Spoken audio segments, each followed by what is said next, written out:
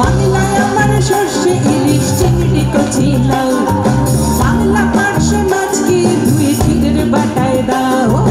বাংলায় আমার সর্ষে ইলিশ চিংড়ি কচি লাউ, বাংলা পার্শে মাছকে ধুয়ে চিড়ের বাটায় দাও। Bangla welcome back to my channel সুস্মিতার গল্প কথা। তো আজকে আবারও একটা রান্নার রেসিপি নিয়ে চলে এসেছি। আজকের রান্নাটা বানাবো হচ্ছে চিংড়ি মাছ দিয়ে, ঠিক আছে?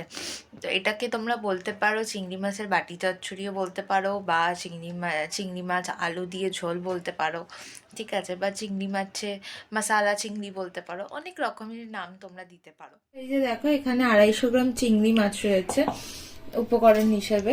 এখানে 3টে আলু কাটা রয়েছে ডুমো ডুমো সাইজের, ঠিক আছে? তোমরা চাইলে আলু দিতেও পারো, নাও দিতে পারো, অসুবিধা নেই কোনো। এখানে 2টো পেঁয়াজ কাটা আছে, ঠিক আছে?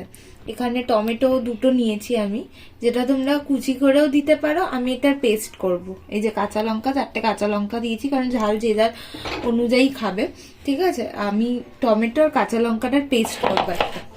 দেখো, এখন মাছটা ম্যারিনেট করব, তার জন্য নুন দিলাম, হলুদ গুঁড়ো,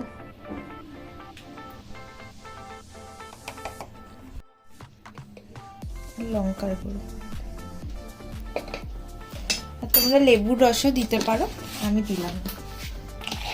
এটাকে ম্যারিনেট করে 5 মিনিট মতন রেখে দেবো। এবার আমি টমেটো আর লঙ্কার পেস্টটা বানিয়ে নেবো।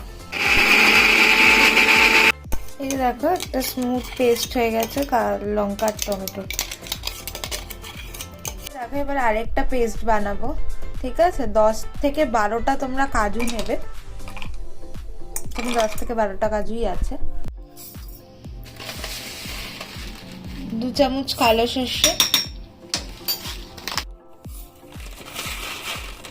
2 চামচ সাদা সর্ষে, একটুখানি সর্ষের তেল দেবো। এটাতে কিন্তু কোনো জল অ্যাড করব না, যেমন অন্যান্য পেস্টে যেমন আমরা জল দিই, এটা আমরা সর্ষের তেল দিয়ে পেস্ট করব। পেস্টটা দেখতে পাচ্ছ, একটা স্মুথ পেস্ট হয়ে গেছে। দেখো, কড়াই গরম করতে দিয়ে আন্দাজ মতন সর্ষের তেল দিয়েছি। রান্নাটা আমি সর্ষের তেলেই করব, ঠিক আছে? কারণ সর্ষের তেল না করলে পরে এইসব কি বলবো, রসানো কষানো রান্নার ঠিক ভালো টেস্ট আসে না। এবার আমি এই যে বলেছিলাম 5 মিনিট মাছটাকে ম্যারিনেট করে রেখেছি, এবার এটাকে ছেড়ে দেবো।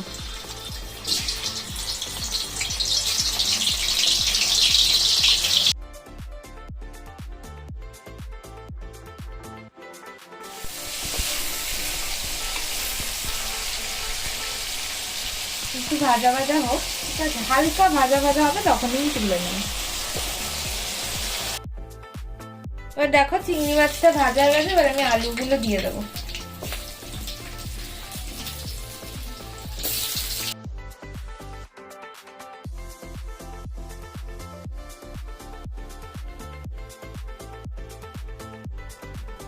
তো দেখো, এবার জিরে ফোড়ন দেবো।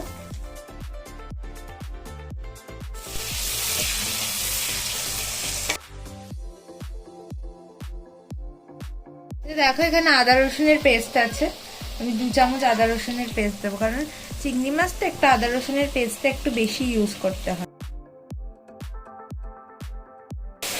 দেখো, এটা একটু মশলা মানে আদা রসুনের পেস্টটা আর পেঁয়াজটা একটুখানি ভালো করে ভাজা ভাজা করে নিয়ে তারপর টমেটো আর লঙ্কার পেস্টটা দেবো। টমেটো আর লঙ্কার পেস্টটা দিয়ে দেবো। নুন দিচ্ছি, স্বাদ মতো নুন দেবে।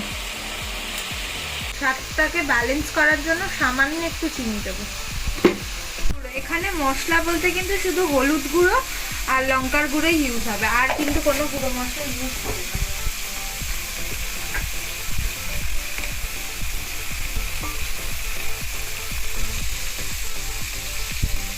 আচ্ছা, লঙ্কার গুঁড়ো যেটা দিলাম ওটা কিন্তু রেড চিলি পাউডার, ঠিক আছে? তোমরা চাইলে কাশ্মীর লঙ্কার গুঁড়ো ইউজ করতে পারো, যারা ঝাল খুব কম খাও, কারণ যেহেতু কাঁচা লঙ্কা পেস্ট দিয়েছি, সে কারণে তোমরা কাশ্মীর লঙ্কার গুঁড়োও দিতে পারো। দেখতে পাচ্ছ, মশলা থেকে তেলটা ছেড়ে গেছে, ঠিক আছে?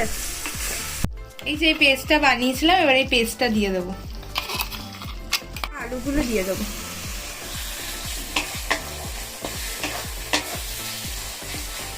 দেখো এবার আমি জল দিয়ে দিলাম। 10 minutes later. এবার আমি মাছগুলোকে দিয়ে দেবো, চিংড়ি মাছগুলো দিয়ে দিলাম। চিংড়ি মাছগুলো দিয়ে 5 মিনিট মতন ফুটিয়ে বন্ধ করে দেবে গ্যাস, বেশি ফোটাবে না চিংড়ি মাছ দিয়ে। 5 minutes later. রান্না রেডি। চিংড়ি মশলা বা চিংড়ির বাটি চচ্চড়ি যেটাই বলো না কেন, ঠিক আছে, সেটা রেডি। তোমরা বাড়িতে সবাই বানিয়ে কমেন্ট করে জানিও যে রান্নাটা কেমন হয়েছে। আর ভিডিওটা ভালো লাগলে জানো কি করতে হবে, ভিডিওটা ভালো লাগলে লাইক করবে, কমেন্ট করবে, সাবস্ক্রাইব করে বেল আইকনটা প্রেস করবে যাতে নেক্সট ভিডিও নোটিফিকেশন পাও। সবাই ভালো থেকে সুস্থ থেকে টাটা।